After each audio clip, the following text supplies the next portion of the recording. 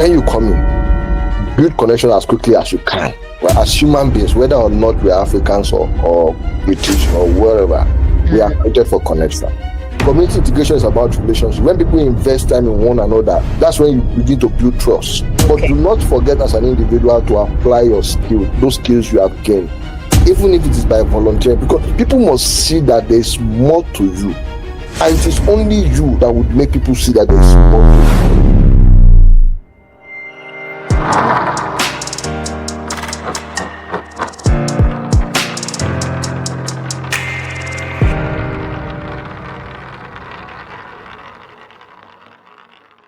Welcome to Wisdom for Exploits. I am your host, Bola Amore. Kindly subscribe to our channel and activate the notification bell to receive alerts upon new videos uploads. The UK is dealing with immigration issues, particularly those seeking residency or indefinite leave. While others have their visas denied, upon arrival, many are unsure what step to take. Present with me is Mr. Emmanuel from Sunderland, a fantastic guest who will be discussing his insights on integrating into the UK, including building relationship with local communities and using support network. Over to you, my guest. Please introduce yourself. Hey everyone, my name is Emmanuel Ikabome. Yes, I live in Sunderland. Those of us who live in the north of the UK, right? And I've been in the UK since 2021. I work for the NHS. And yes, like our host has said, I like community, I like people, right? And so this is one topic, the topic we're talking today is one topic that I am so excited to talk about. And so it's a pleasure to be on this platform, and I hope that we'll have a fantastic time together. Oh, you're welcome. You're welcome. Thank you so much for honoring this call. So today's discussion will center on building connections, local community and support network for immigrants. Yeah. The subject is series 2 of settling down in the UK and the support and community system. So, Mr. Emmanuel, as a community development advocate who brings people together, could you briefly share what inspired your passion for community development and uniting people for the benefit of the viewer who may not know much about the power of being part of a community? Okay, that's a good question. That's a good way to start. When I was introducing myself, one thing I said was I love people. Right? And that's what sums everything that makes me do the things I do when it comes to community development. I've always been curious about what brings us together and how connection can change lives, right? We are Africans. I used to say to people, we are Africans. And I'm going to paint a scenario. As Africans, in fact, not as Africans alone, globally, the best thing a parent can do is raising children. The best of all jobs that you have as a parent, the best thing you can do is raising children. And as Africans, what we say, there's a very common parlance. We say it takes a community to raise a child. And so if we say that the best job a parent can do is raising a child, and then we come around and say it takes a community to raise a child, it means that the best thing people can do is actually to be a part of a community. Right? And so that informs my love for community on an ongoing basis. I have seen what happens when people feel supported. How someone that feels invisible can suddenly find confidence when they are part of something bigger than themselves. So what community does is it makes you do something that is bigger than you. You are not about yourself alone. You are not thinking about yourself alone. And so for me, that is the spark that keeps me going. So my passion for community development grew from watching how connections transform not just individuals but the entire environment. Whether it's a workplace, whether it is a neighborhood. I used to say to people, as a person, if I go to a neighborhood and I don't find community, I set up a community by myself. Wonderful. I moved into an estate last year, and somehow I was just going around the estate and I saw someone. who I felt was a Nigerian. And it was just living 2 houses after my house. And then we came out, the council people came to deliver beans. And then we came out together to make inquiry for our beans that were being delivered. And all we said to ourselves was, hi. And I left, went home, told my wife, I said, I saw somebody that looks like a Nigerian. I'm not happy that the only thing we said to ourselves is, hi. We are not people who are not community people. So the next thing, I looked for one of my friends who was also my neighbor, and I told him, I think there are people that I've seen who look like us. And we just make out one day and just go knock at these people's doors. So what I did was, I spotted people who look like me, noted their houses, and then I called this guy on Saturday. We took drinks and went to each person's house, knocked their door and said, okay, we think you're Nigerian. And before you knew it, we had gone to 5 houses on that particular day. Wow. And by the time you knew it, we had formed connections. What I then went to do was create a WhatsApp group and put all of us in one WhatsApp group. Wow. Since that thing happened, we've had hangouts in my house, in people's houses, within the estate that we just moved in. And so that's the power of connection. And what that has done to us is the fact that it reminds us that we are not meant to do life alone. This life that we are in, I say to people, you are not meant to do life alone. In fact, I'm a Christian, and I hope that this is allowed here. God has not given you the power to meet your own need. You will meet somebody's need, somebody else will meet your need. And so what that tells you is, you need people. You need people. And so let me just stop it, because if you leave me, I'll continue to talk about this. So I can tell you the overall, to answer that question in very simple terms, is my love for people. And I have seen the impact community can make in the life of people when we pull forces together. Thank you so much. That's fantastic. I really love that. And I commend what you're doing in your community. Because I remember when our parents were here, my parents were here, exactly what you're doing, that's what they do as well. But in my own time, I see that we don't really have that. You understand? I mean, to my own understanding, the places I've been, we know we've not really, knock on people. But even sometimes when you see a Nigerian person, for example, and you say hello, maybe they're speaking in your dialect or they're talking in your dialect, and you're so happy. And that's me. When I hear them saying like that, I'm so happy. And sometimes I'll go and approach them, and even sometimes the way they will even look at you as if, who is this person? So since then, I've noticed that one or twice, and I know what, I just withdrawn. You understand? It's true. And I remember in my parent time, is that my parents used to say that when people are walking and you're playing like an African music, when you're playing African music, people hear that, the people living in this house, I think they are from Africa, they're from Nigeria. They will knock at your door and the party started. Of course. And they just start party like that. And that's it. And then someone was just thinking that, so even sometimes when you see some people, just even in your own dialects, they are having conversation with their friends or somebody in their dialect, and you come in and say hello, they will just look at you, and sometimes they will just be speaking English. Anyway, you are doing a good job. Well done. I think the beauty of life is actually in building connections with people, and when people realize that, they would support this whole community development drive. They will support it, because at the end of the day, as human beings, whether or not we are Africans or British or wherever, we are created for connection.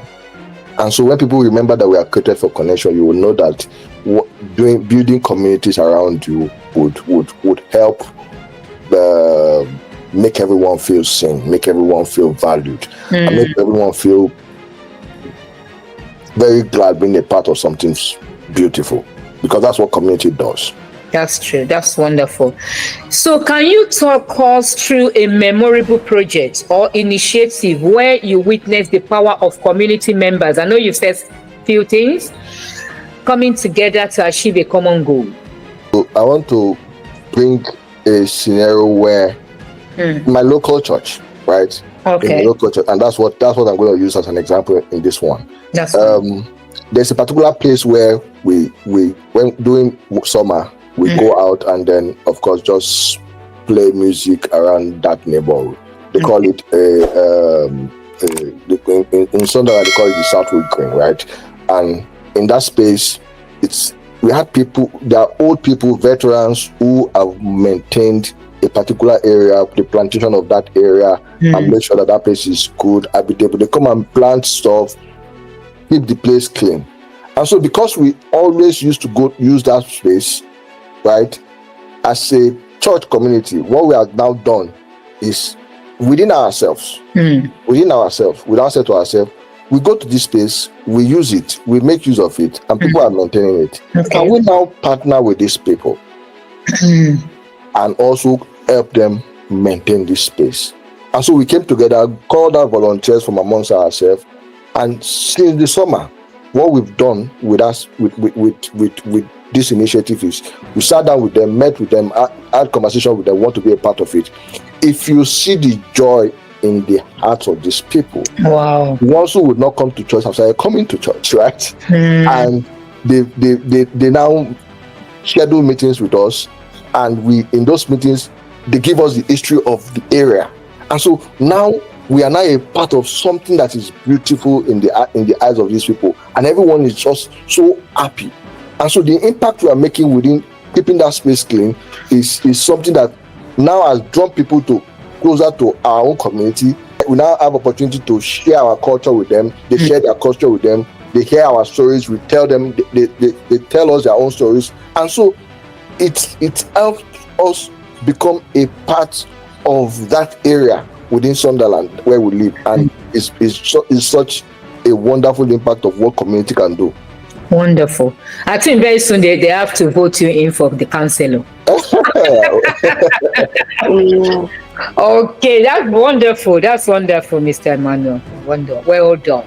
Thank you. Many immigrants face unique challenges when settling into a new country. Okay. In your experience, what are some of the most significant barriers to building connection and support networks with local community? Number one, the biggest barrier is isolation, right? Okay. Biggest barrier is isolation. Because people just come and then they feel being alone in a new space, and that's common because you're coming to a new space for the first time. What how do you feel? Of course, you feel alone. And that's, imagine coming from a place like Nigeria, where you know everywhere, and then you are suddenly in a place where you know nothing, right? Everything feels so unfamiliar. So you arrive in a new country, you face practical challenges like language differences. People are talking, the British people, you know the way they talk. They are talking and then you are struggling to hear them. And you also talk, they struggle to hear you. You know, you have challenge with finding a house, finding work, or just understanding how everyday system operates. The transport system in the UK is different from everywhere in the world. You know that. Yeah. You're coming from a place like Nigeria where you can be anywhere and just take transport, and then you are now in a place where there's a system around it. You know, those early days when I came into the UK, I would say this, and it makes me like I remember it every time. Where you go to a bus stop, you don't know which bus, whether the bus is going this way or it's going the other way. And then you are just in a bus stop. You are not sure whether the bus you are waiting for is the one that is going to come to that bus stop. And then next you are seeing the bus you are waiting for is going from another direction. And then you say to yourself, and because it is not a case where the bus you have missed will come in the next 2 minutes, you have to wait for a long time. And so all of those things can make an immigrant feel so isolated. And so for many immigrants, life initially revolves around survival.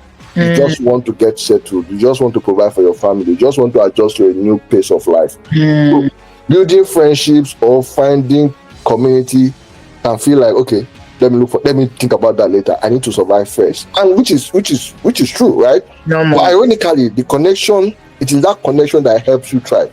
When you get connected to people almost immediately.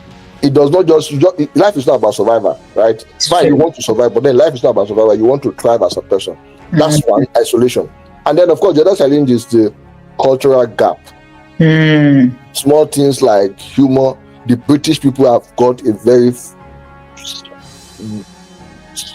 different sense of humor than we have, right? So you're having a conversation with them, through this, they speak to you, and then everybody around you is British, is laughing, and then you're trying to, what's making them laugh? You understand?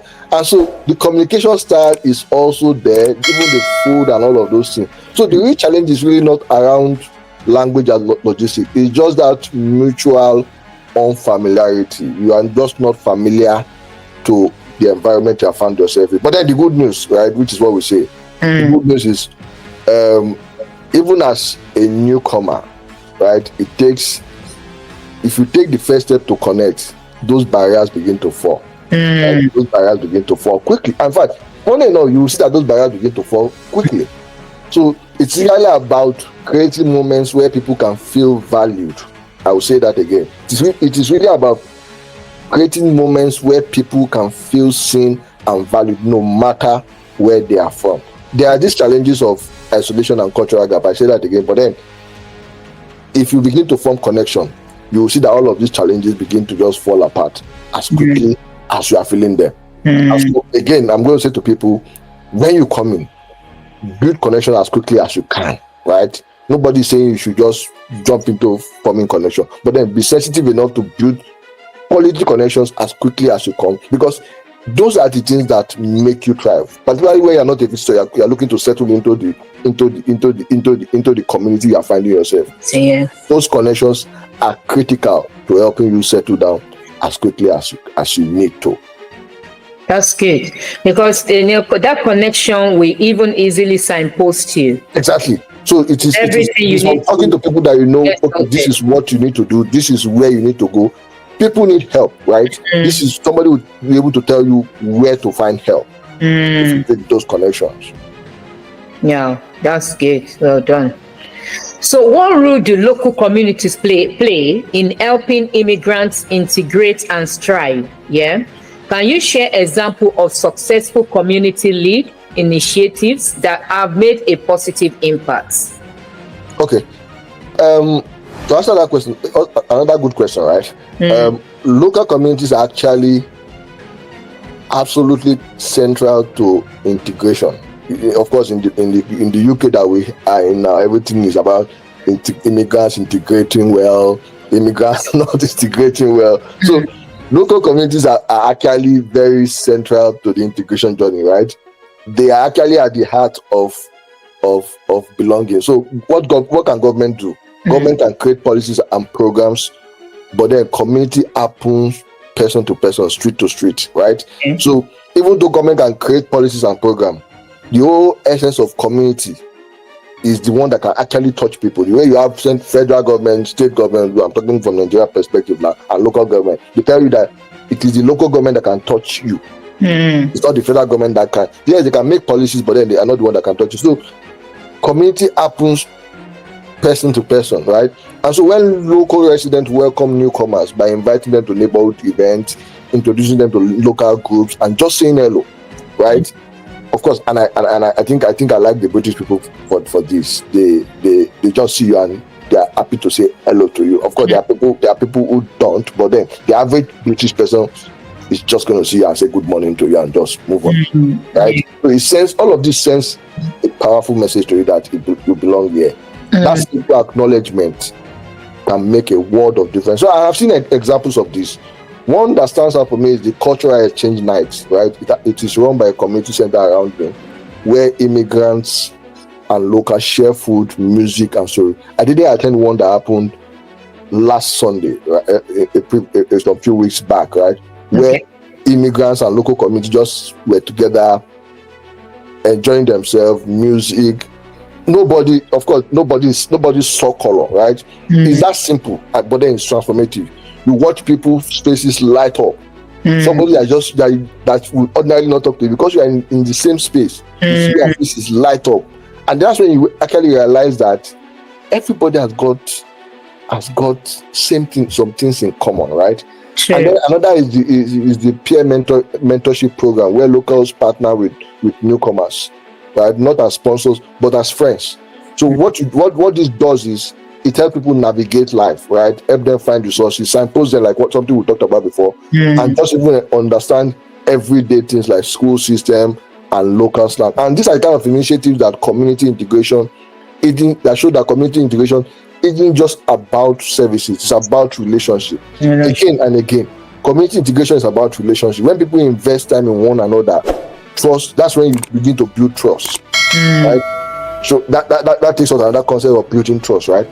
And these initiatives are the things that help people build trust, and that's when thriving begin to happen. People begin to thrive. You are not just surviving. Again, you are not in a new country to just survive. You are in a new country to thrive. And so these are the kind of initiatives that can help make sure that immigrants can well be integrated and then thrive within the community they found themselves. Wow, that's wonderful. Thank you. Yes. Support networks, are crucial for immigrants' well-being, Yes. Support networks are crucial for immigrants' well-being. How can newcomers effectively navigate and access existing support systems? And what can communities do to make those resources more visible and accessible? Another good question. Because at the end of the day, information or a lack of it is what can really make or break somebody. It's true. In a new country, what you don't know, right? That's it. And then you need those information. And so if you don't have those information, you see that you struggle. And so for newcomers, one of the best things to do is to start small, right? You can't be everything. You can't be everything in one day, right? You have just moved from one country where you experience life in a totally different way into another country. And so give yourself grace. Start small, right? Start small. Visit the local library. Attend community events. We know that most people come through school these days, right? And so you will see that even schools signpost their students to where they can find help, to commit to where there are community events. And that's also one beautiful thing here. Every information you need is almost always available, just for you to know where those information are. So attend community events, connect with cultural associations. Libraries, for example, right, are incredible hubs. I will say that to anybody. They are incredible hubs. They always have notice. That's where you see a lot of notice, full of local opportunities and staff who are more than ready to signpost you. When you go to places like a library, because of what a library sees, everybody there seems to be very civil, and so you can have very good connections, you can have very good questions, and you see answer. So the truth of it is, a lot of people don't know that this network exists, and that's again, which is where the whole concept of information or lack of information can make and break. So a lot of people do not know whether or not this network exists, and that's where communities need to help step up. So community must make sure that people can find the right information they need. So we can what can we do? We can make support more visible. Communities must make support more by sharing information in multiple languages. Right? Information must be shared you use social media creatively and partner with community leaders who already have trust within immigrants group. And so at the end of the day, visibility is key. Right? Sometimes the resources are there. Help is like where we are, the resources are there. In fact, help is available, but visibility around where you can find these resources and where you can find help is what is lacking, right? And that's because they are hidden behind complex systems, right? An unfamiliar process. You are coming and there's a process that to do things here, and so you must then understand how this process works, which is why communities must help provide this information. So making those systems easier to navigate and ensuring that people are personally invited to use them can change lives. So it's about bridging the gap between awareness and access, right? There's need for people to know that these things exist, and then there's need for people to know how to access these things that exist. Okay, is that not the reason why we have social media?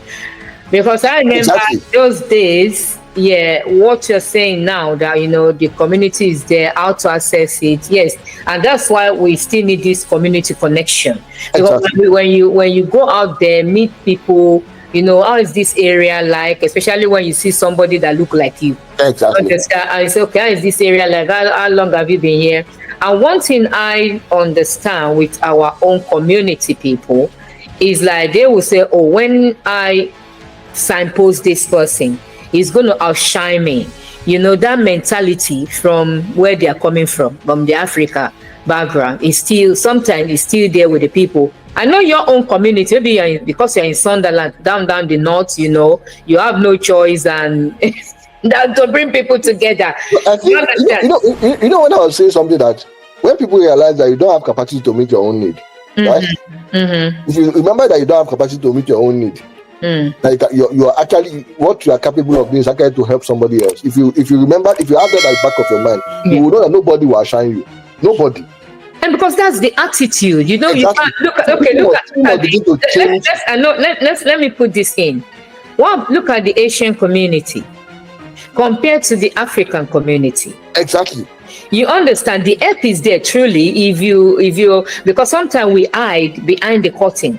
We don't want to come out. We don't want to say things. You understand? I know now, thank God now, everything, you know, TikTok, you know, so many things going on TikTok, so many things going on YouTube, so many things going on, all the social media platform, you know, people, you just see somebody blogging about one thing or the other. You understand? But look at, I mean, like you said that, okay, you're not there for yourself. We need one another. Yes, we do need one another. And that is the fact. But what about this mentality? How can we break this mentality? You see, everybody talk about the Asians, right? And that's because we've seen what is working for them. So if you see that community life has helped these people to thrive in this land, nobody needs you to begin to break that mentality. That should tell you first and foremost that it is when you pull resources together that you can make influence, big influence in this part of the world. And so that alone should let you know that if you want to live an individualistic life, there's only a little you can do. There's only a little one person can do. We are Christians. I'm going to say this here. Bible is clear. One will chase 1,000, but two we chase 10,000. So if I'm sure that the Bible was going to continue to say how many three we chase, how many four we chase, how many millions. We can't get over it. And so people must understand that individuality doesn't help anybody. Whether you that is trying to keep what you think you know to yourself, and there's nothing new under the sun. You might think you have an information that somebody else has. As long as that information was created by somebody else has that information. If you don't use that if you don't collectively come together and share ideas with people, because you might think you know it all, but when somebody gives you a different perspective to what you think you know, you understand that keeping information within yourself, you may not even get the most out of that information. Sure. You need to think beyond yourself. You need to think beyond yourself. That's a good one. That's a really good one. Well done. So cultural differences can sometimes create misunderstanding. I know we've been talking about cultural, but I just want us to dig more deep into it. So cultural differences can sometimes create misunderstandings or barriers to connection. Yeah. How can immigrants and local community members bridge those gaps and foster cross-cultural understanding and empathy? Cultural differences are real. Let's be clear about this. We will not because we are talking about community that people must integrate doesn't mean that people are not different. We are different. Yeah. And what that means is cultural differences are real. But then when you begin to understand that it is those differences that makes life beautiful, right? Then you understand that those cultural differences are meant to be harnessed in a positive way. And so if we approach them with the right mindset, right? I'm going to start from there. If we approach cultural differences with the right mindset, you will understand that it's beautiful for people to live, for you to connect with somebody who is different than you, right? Who is different from you. So I would say, where do you start? I would say it starts with curiosity and humility. Curiosity helps you to ask questions instead of making assumptions, right? And humility reminds you that no culture has all the answers. Well done. Right. Again, I'll say that again. Curiosity helps you ask the right question And humility reminds you that no one person, no one culture has all the right answers. And so what that tells you, right? What that tells you is that one of the most powerful tools is storytelling. When people begin to share their journeys, what brought them here, what they miss, what they've learned, it makes you know that we are all human beings after all. because at the end of the day, we all want the same thing. It is how we want the same thing that differs. We all want the same thing. What do we all want? We want to thrive. So you stop seeing immigrants or locals as categories and start seeing people as people. So when I started, I told you I love people, right? And I didn't say I love African. I didn't say I love Nigeria. I didn't say I love British. I love people. So when you begin to see people as people, it helps open up your mind for what possibilities are, in spite of these cultural differences that we're talking about. And so something as simple as sharing food, sharing music, sharing traditions can open doors to empathy, right? And food, for example, is universal. Everybody likes food. It's the kind of food that you like. So you sit and share a meal with people, right? And suddenly you see that you're no longer you're not different people. You're not different. So I say to people, connection grows when we listen more than we speak. So it's when again it still boils down to the fact that life is not about you. Life is not about one individual. So, and that's what helps you listen more to people than you wanting to speak. And so the goal isn't to erase those differences, right? But to appreciate them. You must learn to look beyond the differences. You must just appreciate them and see the positive in those differences, right? We work, all of us work, right? And one of the things about where we work is that every organization encourages teamwork.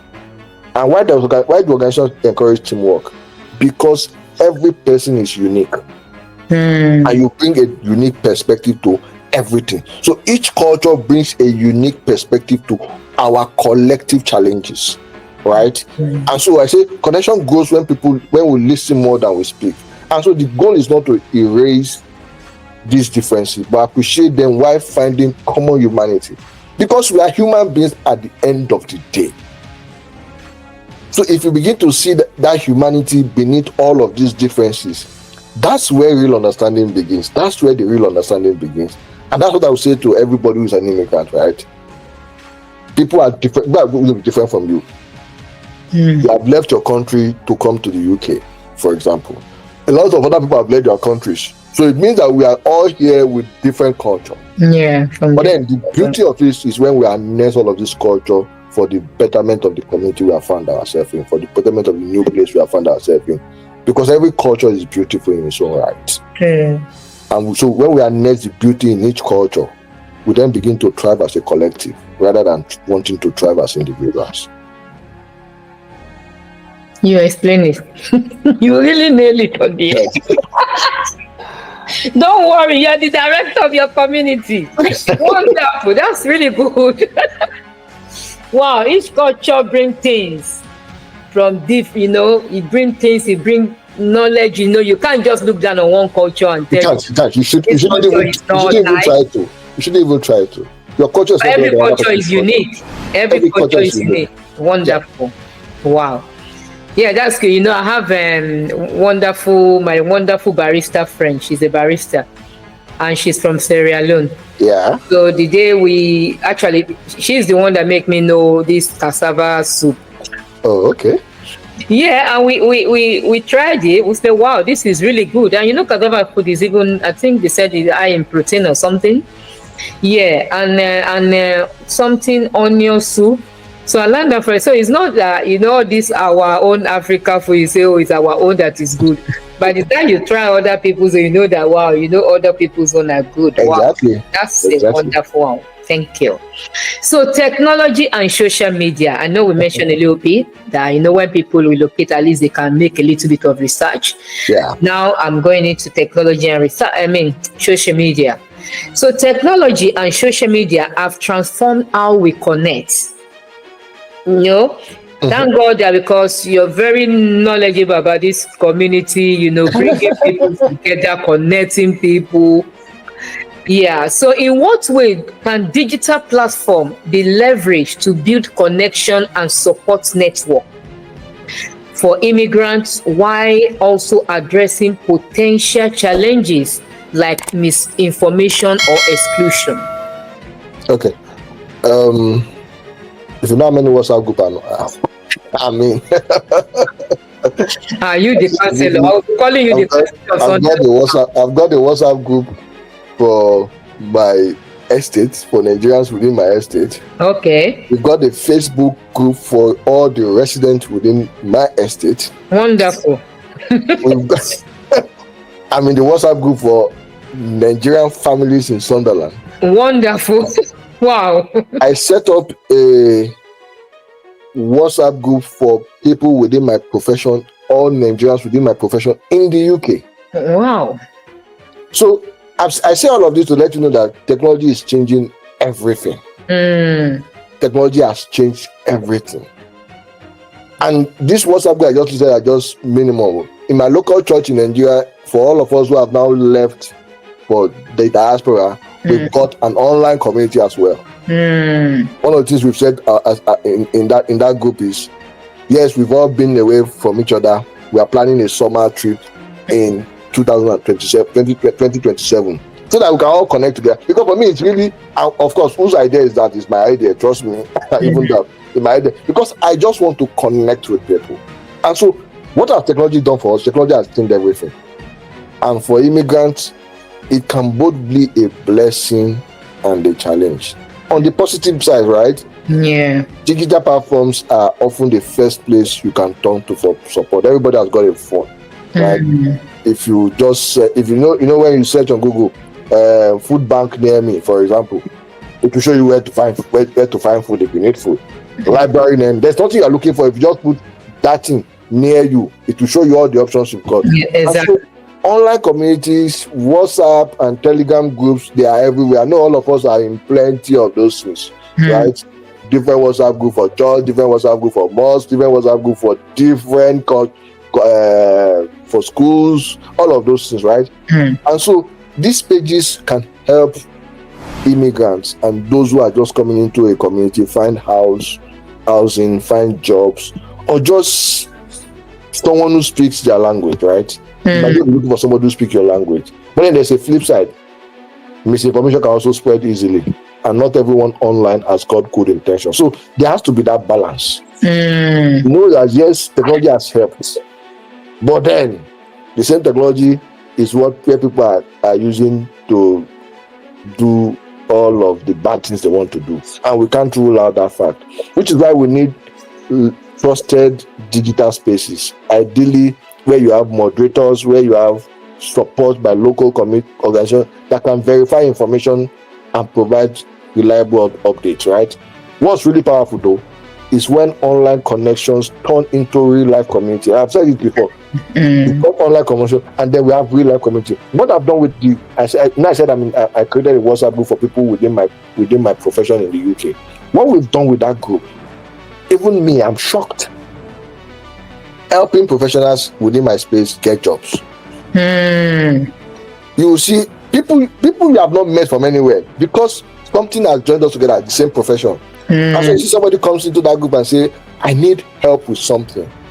And you're seeing 5-10 people telling you, oh, I'll call you now. And they actually call you and provide you with that help. Wonderful. And then people come back to say, oh, because this person reached out to me, I got this job. Wonderful. Right? There is the information you need. Somebody has it. That information you need, something you are passing through. There is a likelihood that someone within the community that you are finding yourself has gone through that information, and they can hold you through it. Which is what we say about mentorship, right? Mentorship is an opportunity for you to not make the mistake that your mentor has made. So what mentorship does is somebody has gone through this process, right? And he has the information, he knows what to do not to make any mistake. They've made all the mistakes possible. And then you as a mentee, you're just coming in, and the person is just using their own experience to just take you away from any challenge you will face. And so when online connections turn into real life community. That's where the power in technology is. So for example, a group that starts as a Facebook page, for example, that I talked about for new immigrants, could evolve into in-person meetup. So you now see people just in WhatsApp group, right? Again, I'm going to tell you something about the community that I formed for my professionals. So anytime I'm traveling to a new city in the UK, I just say to people, who is in this town? Wow. And then people within that community tell me, oh, we are here. And then we just meet up. We are just meeting people for the first time. One day I traveled to Wales, right? And there was a guy who was in this same community that I formed. I went to see another of my friend in Wales and his family. It turns out that this guy in my community was a neighbor to this person. As in, the next door neighbor, the person in my community was the next door neighbor of the family I went to see is a person in my community. Wow. And so beyond seeing my friends in Wales, I then saw my community members. We took pictures. I posted in the WhatsApp group to say, come, I've met this guy. Oh. And I've gone to other different cities like that. And I say to people, oh, I'm in your city.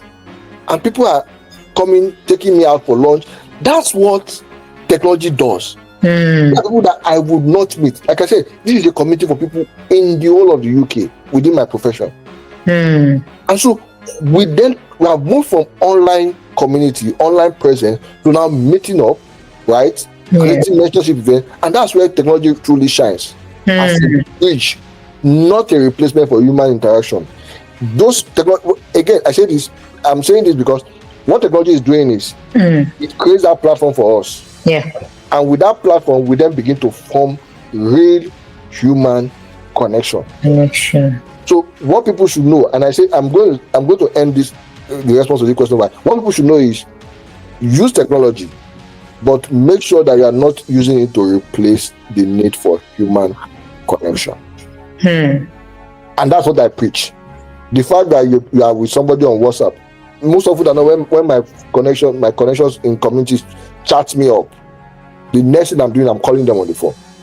And they ask you, I say, yes, I would rather talk to you on the phone. Let's make it more as human as possible, rather than just chat. Do you understand? As sending the emoji. Exactly. Rather than sending emoji, we can just call. So if you use it thoughtfully, right, digital platforms can help people feel connected before they even set foot in their new home. You even see people that are coming to new countries already joining WhatsApp group within that place and then forming connections. When students were coming in, I remember in my Sunderland WhatsApp group, you hear people saying, oh, I'm looking for a house for one of my friends who is coming from Nigeria. So that's the benefit of all of this of technology. Before you even come in, people are already there to welcome you. People are already there to even help you. And so you are coming in and you are meeting you are getting some very soft landing before you come in. And that's what technology can do for us. Wonderful. Thank you very much for that. That's a very good one you have in the north. I don't know what is happening in my area here. You people can also do this. It is possible to replicate. Yeah. It's true. That's really wonderful. So because you live in the north, what about people that said they are coming to London in the area? So how would they navigate? See, again, I will say to you, right? All of this whole thing about building connection is intentionality. There's nobody, and I'm going to be careful with that, right? Because I'm going to make a very bold statement. There's nobody that I know who came into the UK that I knew from Nigeria, who came into wherever they stay. I've gone to visit them. Oh, good. I've gone to visit them, and that's because I just like to connect with people. I just like to connect with people. When I used to say to my wife that the reason why we have plenty chairs in my house is because of people. When people come, I just want plenty people to be in my house at every point in time. You're a people person. I think I am a people person. I think that's a talent on its own, because it's not everybody that are people person. Yeah, I remember the church I used to go many years ago, and so they have this house fellowship. And what this person said is, I said, I do, and they said people should volunteer to bring people to their home, for house fellowship. And the person said, no, I don't want to bring anybody to my house because I don't want them to come and dirty my carpet. Wow. Imagine, you know. So I think it's a talent, though it's good as connecting people, signposting them, helping them, you know. And that's it, because when you now will be calling you, I got somebody, I was okay, I got somebody is on the land now. I will signpost them. That's fine, no problem at all. Yeah, wonderful. That's good. So what are some innovative approaches or best practices for creating inclusive space or spaces and programs that cater to the diverse need and background of immigrants in local communities? I think the most innovative and I think very effective approach are those approaches that involve the immigrants in the process themselves. You don't create something for people without them making an input into it. Okay. Right? If you don't understand people, you can't meet their need. Okay. And so when you are creating an inclusive space or a program that cater to the diverse needs and backgrounds of immigrants, involve the immigrants in the process. They are the ones who will tell you what their people need. They are the ones who will tell you the needs of the people. You don't just want to create a program that doesn't make people's needs. So instead of designing programs for them, communities should be designing programs with immigrants. You understand? Instead of designing programs for immigrants, you should be designing programs with the immigrants involved, right? What co-creation, and that's what we call co-creation, right? And what co-creation does is it gives ownership. And so if you are creating a program for people and you are not involving them, they will just look at it from the sideline. But then if you involve people, what it does is they take ownership of it. And when people see that their ideas are reflected in whatever community project you are setting for them, they show up. I was saying to somebody yesterday, I said, we were trying to form a team to plan a program within the community that I'm part of. And I said to people, I was saying to the guy, you know that me and you can actually plan this program. Yeah. But I want you to get more people. And I said, why? I said, if you get more people involved, it is then we can be guaranteed that they will come. It's true. If me and you create it, if me and you plan it, what we have done is we are sure that me and you will come, but we are not sure that any other person will come. And so co-creation builds ownership. And so because when people see their ideas, when people are a part of something, they show up fully.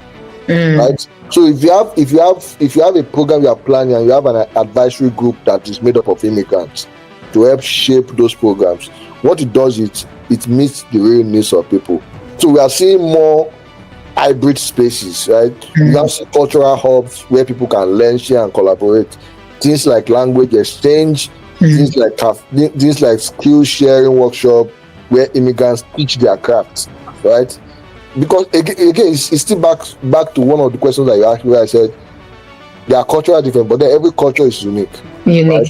So when people are at the heart of what you are planning, what any project you are planning, it makes them fully embrace those projects and be a part of it. And so you see WhatsApp group, some of the WhatsApp group I'm involved in, you see that most of the programs that are being hosted within this community that I live, you see Africans are fully involved in them. And because they are fully involved in them, they are the ones that come to us to say, oh, we've got this event, we've got this event. Imagine if it was the, in quote, British people that were planning event for us. How would they even know where to come and tell people, oh, we've got this event? Immigrants are not a part of it. And so when you co-create events with people, what it does is it makes the events more inclusive.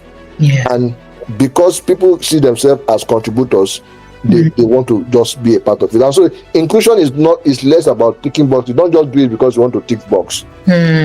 You must create spaces where everyone feels valued. At the end of the day, every human being wants to feel valued. Nobody wants, even if people need help, nobody wants to feel as though you are giving them handouts. Yeah. They want to feel that you are taking their ideas into consideration. And the only way you can take the ideas into consideration is by involving them in it. And that's the art of innovation in community building.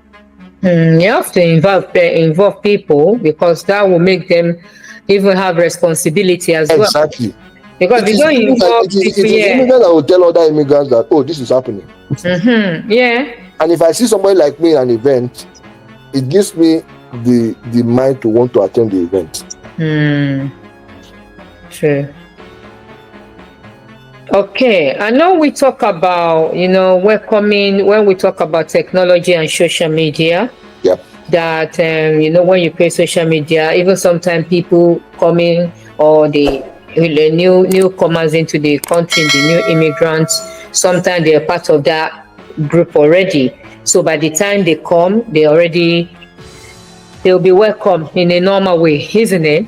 So this question is going back. I just want you to be specific. Anyway, yeah, I want you to be specific on this one. How can local authorities, organization and individual collaborate to create a welcoming and supportive environment for immigrants? And what policy or initiatives have proven particularly effective? Collaboration is really the key here. Yeah, collaboration. Collaboration is really the key. Anything you're doing, you need to be able to collaborate. And so each group, right, whether it's a local government, whether it's an organization, whether it's even an individual, they play a unique role when it comes to collaborating. And then when these roles align, you cannot underestimate what can happen, right? And so local authorities can set the foundation through inclusive policy. We can't stop using the word inclusive. Yeah. Ensuring access to translation service, for example, right? People are coming from different places, they need to understand your language. So translation services, you want to also recognize international qualification. Of course, that one is a tall order, right?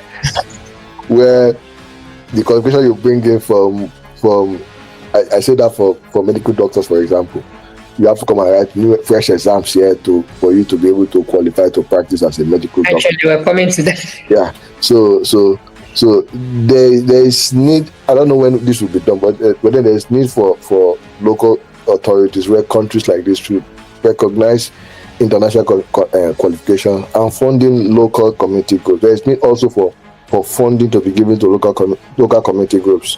So what that does is organization can then build on that by creating on-the-ground programs. What I mean by on-the-ground programs: language classes, job mentorship, cultural awareness workshop.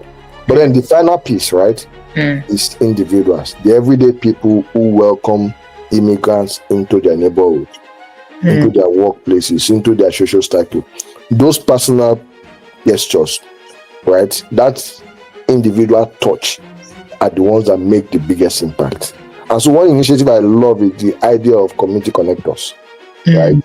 So where we have volunteers who bridge the gap between immigrants and services. We have said this again and again. We just need people who can let people know what is available out there, right? They are the people that would help newcomers, immigrants find their footing and build confidence. At the end of the day, you need people who are coming to your community to find their footing as quickly as possible, and then be confident in doing what it is they have come to do. And it is a great model that works because it shows how policy and people can work hand in hand to create a truly welcoming environment. So again, if every local authority have a team of local connectors who help people settle in, their job is, okay, we've got new guys coming into our community, we've got new people coming to the, we need them to fully integrate. You would help us integrate these people within the space that needs to. People must know what we offer, what is available within the place they have found themselves. So that's, I think, it's going to be effective. Wonderful, well done. Building connections, is a two-way street. Two-way street. How can immigrants contribute their skills, experiences, and perspectives to enrich local community and foster a sense of belonging for everyone? So we're focusing on the skills now, experiences. Yeah. So the thing is, there's this false narrative. Okay. That immigrants don't integrate into communities, they don't also be, but then that's totally false, because there's one truth that we always forget. Sometimes forget. Immigrants, like I will use myself as an example. I'm not just an immigrant who has integrated into a community. I've also helped to build communities, right? To build communities, and that's because we bring incredible skills. I, for example, I'm doing the exact job I was doing back home in Nigeria, what I'm doing in the UK. The exact job. It's not as if I'm doing something different. The exact job I was doing for my last employer in Nigeria is what I'm doing for the NHS. And so what that means is we bring incredible skills. We bring creativity. We bring resilience to this country. And so, and we above all of this, we bring a different way of thinking, right? We bring our food, we bring our art. Last week we had our Black History Month in the office, and we did catwalk. We showed them our culture. There was food for people to come and taste. And so we bring all of those approaches, all of those new things, and we even bring approaches to business. So when communities recognize and celebrate this contribution, everybody benefits. So if you don't give us the opportunity to show what we have, if you don't think that we can help you build the community, you are doing yourself, the community is just doing themselves a disservice, because we can make positive feedback, and that's what we do. Right? That's what we do. And so one of the most effective way immigrants can contribute is sharing their expertise. I will say to people, when people come to this country, and I'm going to talk from my experience, when people come to this country and they want to change career, I'm not belittling any career. Everybody just wants to survive, right? I say to them, that thing you were doing back home, right? If you put it in the right perspective, it will find expression in this country. And so, don't just throw those things away.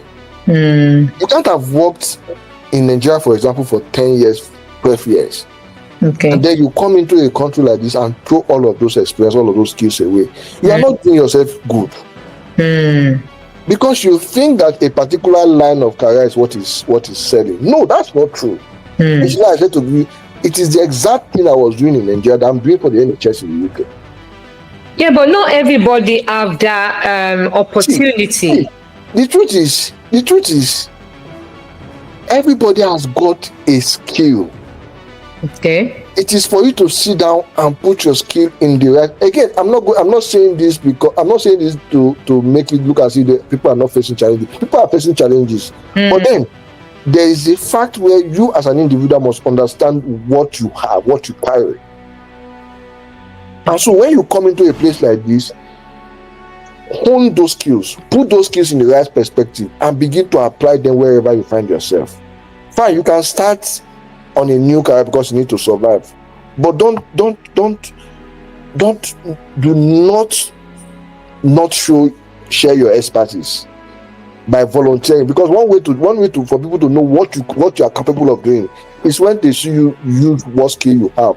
And how do you use those skills? You can volunteer, you can mentor people, you can start some local initiatives, you can even launch a small business in this country, right?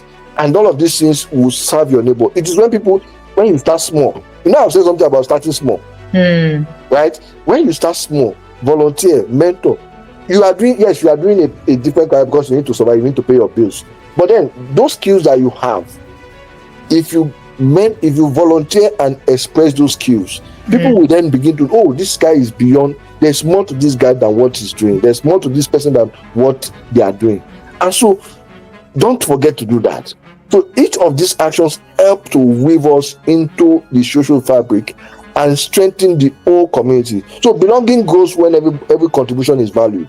People must understand that their contribution will make an impact. But then communities must then understand that those contributions need to also be valued, right? So because when immigrants see that their presence enriches a community, not just economically but culturally and socially, they start to feel truly at home. The best way for people to feel at home is for them to feel a sense of belonging, that you value their contribution, you value what they bring into the system. They're not just here to bring. Nobody is here to drain the system. Everybody wants to live here. Everybody wants to contribute here. Everybody wants to make an impact. Every human being, right? And I'm going to say this clearly: every human being wants to make an impact. Every human being. And that's what gives everyone a sense of what, because of the impact you are making.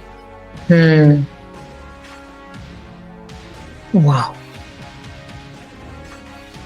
Use your skill. My you know, the knowledge, actually, the word of God is just really playing out now. That in the last day, knowledge will really abound. And because I'm just thinking, when you're talking, I'm just thinking that, you know, when I came in, it's just like what you can do, you know, not what you can give. It's just what I can do just to survive. You understand? So I was just, you know, listening about that. You still, because quite a lot of people that have entered this country, maybe early 80s, 90s, you know, even early 20s. I mean, 2000, early 2000. Yeah. When I say early 2000, from 2000, 2001, 2002, you know, majority. Some are bankers, some they have good jobs, even some are lawyers, and they end up doing cleaning. And I think, you see, relocating as well, when you relocate as an immigrant, I think the kind of people you meet, the kind of people you stay with, or the kind of environment you find yourself defines you as well. Exactly. And I'm going to say this. I'm going to say this with all sense of humility, right? I'm going to put this information out there with all sense of humility. I got three jobs from Nigeria before I moved to the UK. 3 jobs. Okay. I didn't get to the UK before I got the job I'm working. I got the job from Nigeria. Wow. And I got three of them. 3 of those jobs, I got them. What I was doing, again, I'm saying what I was doing back in Nigeria, not as if it was something different. Okay. So, which is why I say I'm not saying this to brag, or to make it look as if people's challenges are not valid. People's challenges are valid, but then you can start something different. Okay. But do not forget, as an individual, to apply your skill, those skills you have gained, even if it is by volunteering, because people must see that there is more to you, and it is only you that would make people see that there is more to you. That's what I'm saying, that you see people that relocated at that time, I'm mentioning, are not now that in the mid 2000 coming to 2026. Coming to 2025, we're still in 2025. Because those days, you see, they will just tell you, oh, your friend, maybe somebody that you know, or the person you are staying with, maybe is cleaning, they are doing, or maybe they are just working as a carer, because that time they say, oh, the carer job is the one that is in vogue now. Yeah. You're now coming as a banker, or you're coming as a lawyer, or you're coming as an accountant, you just ignore that one. I have a friend that, you know what, she said that auntie, and that's why I said it depends on the kind of environment, what kind of people you stay with as well. Because she said that auntie said, don't tell me you want to start doing all those kind of nonsense job. You know, go, because I think she studied accounting in Africa before she relocated. You understand? Mm-hmm. And the auntie said, no, go and do courses. Exactly. In line. Because of the kind of person she's staying with. Exactly. And this is what I'm saying. Because some people, they've been in this country, and by the time you start hearing, they say, oh, I'm a banker, or I'm a journalist, I'm a this. How come you're doing domestic cleaning? How come you're doing kitchen assistance? You understand what I'm saying? I'm not saying sometimes when we locate into the country, at least you just find something doing, exactly. You know, to pay your bills. Exactly. Because, you know, the country you're in, if you don't work, no bill. No, if you don't work, no money, no bill to live. no pay to no money, nothing. You understand? So especially when you are in with no recourse to public fund, that's another trouble. So you just have to do something. So anyway, we thank God now that, you know, knowledge is really, of course, knowledge is all over the place now. So it's social media, you get enough. So what advice will you give to immigrants who are feeling isolated? I think we mentioned about that, or struggling to connect with others in their new community. Number one, they are not alone. They're not alone. Let's say somebody located to UK. I want to mention an area now. let's say someone relocated to UK because you know you are in the north there. Yes. You guys from the Sunderland, from Middlesbrough, from Newcastle. Yeah. You know, all of you have this community. But let me now move down to the southwest.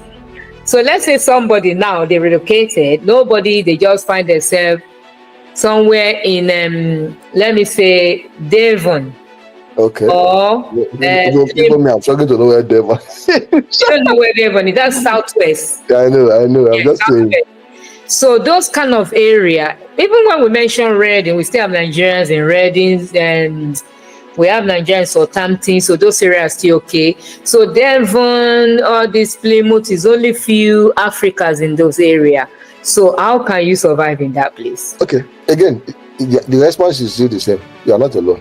Right? You're not alone. You're not alone. Not alone. In that community. Yes, you're not alone. Everybody who has moved somewhere new has always felt that way. Okay. I've always felt that. Which one I said to you, it's not as if the estate I live in, right? It is the intentionality in me finding people. So you have to go and find people. I have to go and look for people. Because even Bible tells us if you want friends, you have to be friendly. Friendly, yeah. Right. So it's completely normal. You are not alone. You might not be, maybe because, okay, let's say for example, a place like Devon that you use, for example, now. Maybe few Nigerians are there. We're talking from a Nigerian perspective. Right? You must then begin to say to yourself, community must not mean Nigerians alone. It's true. Community can mean people who attend the kind of church you attend back home. Community can mean someone from another African country. True. Community can mean someone who does what you do. Right? So the concept of community should not be limited to people from where you are. It should be, based on your situation, it can mean different things. Right? And so you must start small. Go to community events, volunteer, take a local class, be a part of something. Just be a part of something. When you understand that the challenges that people face do not know color. They don't know color. So you then begin to think about what does community mean based on your current situation. I mean, Devon, there are not much Nigerians here. Do I have a church? Am I a Muslim? Do I have a mosque I can attend to? I can attend. So community is different for different things. It mustn't be people from your country. It mustn't be people with the same color as you are. So you must start small. You must attend events. Find events that resonate with you. Like I was saying before, if you just say, okay, if you are somebody who is a taekwondo person, taekwondo event near me. At least if you are not seeing Nigerians, you will see people that are doing taekwondo. You go there, speak their language, and then you see that you are making friends from there. I have a friend in York, right? York is a predominantly, even though it's in the north, is a predominantly white location. Yeah. When he just suddenly told me that he plays football. I said, you play football? I said, when this happened? He said, he had to find something to do. So his friends are now British people who he plays football with. And you should come in. If they don't see him, they call him on the phone. Yeah. Hey, guy, we have not seen you today. So community means different things. So you must first and foremost be open. Don't limit what community means by your nationality. True. Find something that works for you based on where you have found yourself. So connection can come from unexpected places. It's true. Maybe it's a neighbor who just says hello to you. Right? I was having an event in July. And out of courtesy, right? It was going to be a loud event. Out of courtesy, I printed a note to say to my neighbors on my street to say, I'm going to have this event. It's a family event. I'm expecting a lot of guests. Okay. We will disturb you within this time and this time on this day. Please bear with us. But then I've also told my guests to be respectful of your space. But there's a bit of control. There's little I can do, right? Mm-hmm. But then for this period, please bear with me. I'm going to have a family there. It will be loud. There will be music. There will be food. And if you don't mind, join us. And then I sent it with my small daughter. Go to all the rooms, post it in their letter boxes, put it there. Let me shock you what happened with that. I got cards from my neighbors congratulating me on the event. Wonderful. They have not spoken to me, right? A particular lady came with her 5 children, knocked at my door to congratulate me. British, not even Africans. Someone sent my daughter to tell me, oh, I don't have a car. If your guests come and they need a parking space, let them come and park in front of my house. Wow. The ones who were traveling during summer, make sure they came to my house to tell me, oh, we are traveling during summer. If you need parking space, you can use the front of my house. That's as little as me writing to them to say, I've got this event. That's good. So the point is, community can be from different. I'm saying to the people I've not even seen, but because they saw the note I wrote, they came to my house. People want connection. Let's be clear about it. It's true. Connection. You know how I know that people want connection? You see, sometimes when you look at people at the bus stop, even when you're at the bus stop on the train, and you look at them, they live quiet. Once you say hello, oh my goodness. You see the way some people will be talking and running their mouth like tap, as if they've not seen somebody to talk to for the past 2 years. Because they've not seen. Exactly. You see, that one I know, because there are some people, especially the elderly ones. You see, sometimes they will, by the time you even say hello to them, or maybe you just say, oh, this bus is not coming, or this train, how come I miss this? That's all you need. And conversation has started. I have a friend, he lives down my road there. It's still about how many stops? About 3 stops, last bus stop. Anyway, this lady, she is a Caucasian lady, and we used to meet on the underground when we're going to walk. And every time, I've not seen her for about a month now. Anytime I see this lady, everything that's been happening in our workplace, she will tell you. In our home, she will tell me. And that's it, we just have to be friends, really. Yeah. We have to be friends and be open to people. Exactly. Be open. Be open, and you never know. I remember one day I said, you know what, I'm looking at something different to change. He said, don't worry, give me your CV, I will look into it for you. Exactly. So at the end of the day, right?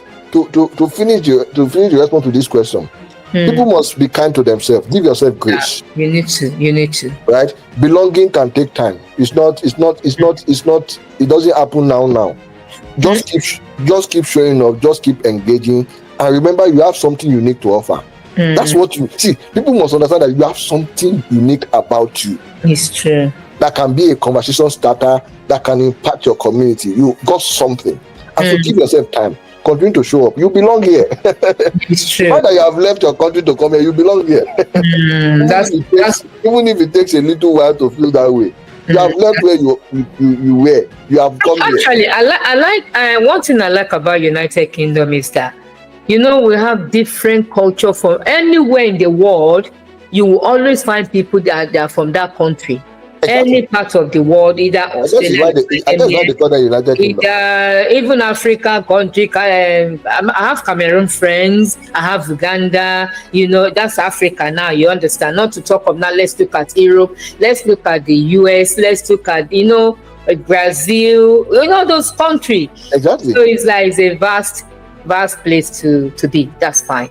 How can immigrants stay informed about their rights and responsibilities as residents of the UK, including understanding immigration law, accessing legal advice for organizations like the Immigration Law Practitioner Association, ILPA? Okay. The truth is, you must find official sources for everything you want. Okay. Because there is an official source for any information. And I used to say to people, this gov.uk website, the information that is there, the information that is on gov.uk is too enormous. Sure. It's too enormous, and that is one place where you can find information for anything as long as you are in this country. Anything. Sure. And so people must understand that there are official sources for information. Every country has got immigration website, right? Again, I've just talked about the gov.uk. That's where updates are first published. Yeah. Updates are first published. You can, of course, you can have hearsay, you can hear rumor that they are going to publish an update. But if you have not seen it on gov.uk, don't worry about it. If it has been published, you will find it on gov.uk. That's one. Go to official sources. Number two, right? Trusted community organizations. You are in a WhatsApp group. Most often than not, I will say to you, chat an admin in your WhatsApp group.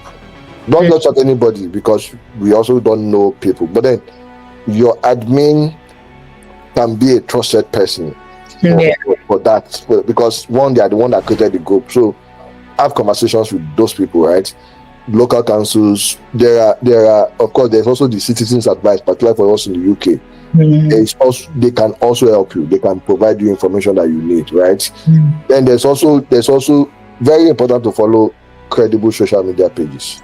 It is very important, right? Very important, particularly the ones that are focused on immigration policy and all of those things, right? Like I said to you, if you are looking for legal advice, you can just, if you type legal aid near me, wherever you are, you will find something. You will find something. So it's good to follow credible social media. There are a lot of misinformation online, right? But those information that immigrants need, I'm not be wrong if I say, if you first start from gov.uk, particularly for those of us in the UK, you will find something that will point you to something that is close to you. And so finally build connections. But at the end of the day, this connection. When you build connections, you will know people know what you don't know. They will tell you what you need to know. Good connection, quality connection, not just any connection, right? People who have gone through what you are going through. You can just say, okay, I've been through this is how I handled it, right? And then try it. So in short, trust official sources, stay connected with credible community networks, and number one, one thing is important: do not rely on hearsay.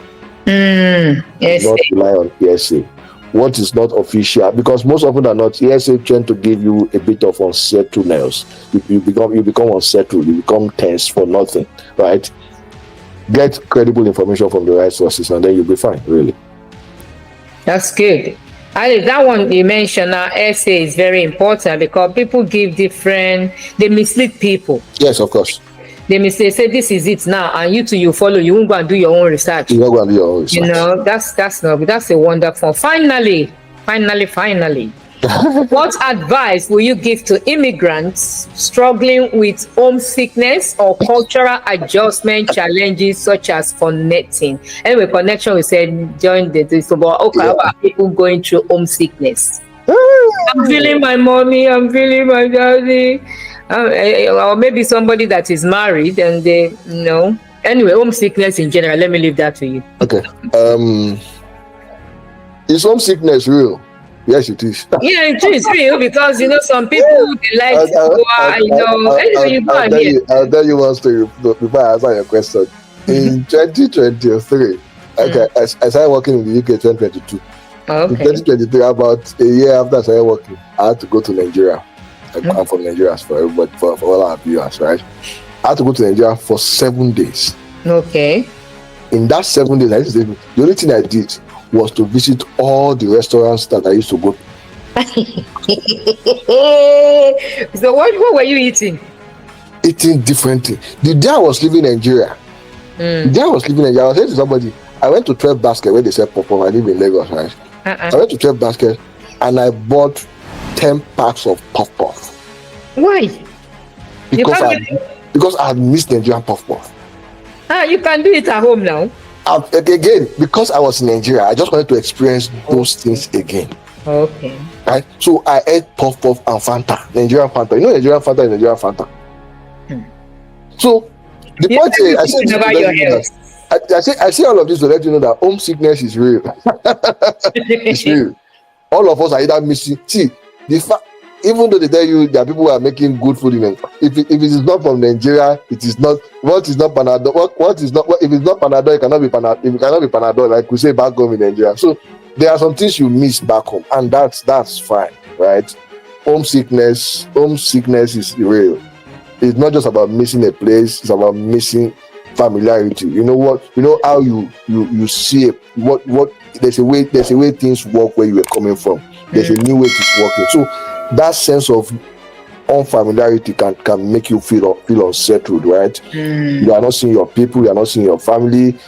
Yeah, you can eat your food, but then the quality of ingredients to make the food you make is not as it is back home. Do you understand? So all of those things contribute to that homesickness, right? Something that everything that made you feel grounded suddenly feels like they are far away from you. So what I tell you is give yourself grace. Give yourself grace. You are not doing anything wrong by feeling homesick. It's not a wrong thing. It doesn't mean you are ungrateful that you are in a new place. It doesn't mean you have made the wrong choice. Because most often than not, when people begin to feel this way, they start feeling like, am I sure I made the right choice coming to it? No, you did not make. You made the right choice. You did not make a wrong choice. It just means that you are a human being. You have just moved from what you know to now an unknown, and you are taking time to adjust to what you know. I was saying to one of my friends, he sent me WhatsApp messages last week and said, Mr. Emma, you are not connecting to me as often as I say, when I see my new year going to ask me this question, I said to him, the longer I stay in the UK, the more I feel detached from home. Yes, and what we was talking about was back then is the one that I sent some errands to run some errands for me in Lagos. And so he was saying to me, "Oh, you are not giving me errands again to run for you." And I said to him, the longer I stay here, the lesser the things that I am involved in back home. It's true. And so give yourself grace. You have not made the wrong choice. It's just that you need time. You need time to get used to where you are. So again, it's try to build small routines that make a new place feel like home. Cook your favorite meal from back home. Call family regularly. As in, the people you are missing, if you are missing somebody, call them. Please don't call them. Don't just macho it, right? I'm using the word macho. Don't try to suppress it. It's a valid feeling, right? If you need to call somebody to make you feel good, please call them, right? Listen to the music that you now. Music is just on your phone. You have internet, just download the music that was making you feel good. So do all of those things. But then, while you are doing this, don't forget to explore your new environment, because at the end of the day, because you have moved there, this environment will become your new normal very soon. And so the earlier you are adjusted to this new environment, the better for you. You are not adjusting to now then forget what you used to know. Right? It's for you to just balance it out and make sure that you are making the most of both worlds. You have missed home, then you are in a new place. You need to actually live and thrive in this new place. And most importantly, don't isolate yourself. The whole essence of all of this conversation is that connections will always help you. Wonderful. Thank you so much. Connection is the cure for homesickness, really. So connection is the cure for homesickness. Wonderful. Thank you so much, Mr. Emmanuel, for your time. And to our viewers or anyone that will come across this podcast, we've been talking about building connections with your local community as an immigrant. And my guest has said it all. He talk about humility, so we need to humble ourselves. All those pride we have back home, nobody is looking at you. Maybe you are rich, you are poor. We are all leveler. When you enter into United Kingdom, we are leveler. Yes, you might see people wearing this, and even the rich people, you see what they wear. They don't even show up. Nobody does We that. African people that are sure. So let's humble. Number one is to humble ourselves. Number two, familiarize yourself with your community. See what is going on. And if you know you can't go out, just Google. Thank God for Google now. You use Google at home. Yes, So Google is okay. Where is my community? If you have one or two friends as well, just ask them that, okay, this environment I'm in Northampton, I'm in Staffordshire, wherever share you are in, or maybe you are in London, because everybody is running away from London now. They say London is too. Actually, London is congested, trust me. But having said that, even though it's London you like, I believe there is a community now, WhatsApp group, and from there you can do other things. And have this in mind as well, which I really appreciate that my guest mentioned, is that no cultural is different. We're all unique in our own culture.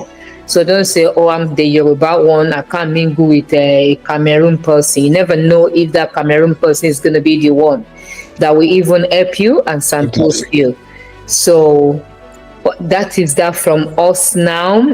Most of this is like connection, talk to people, ask questions, go on the right website, go on gov.uk.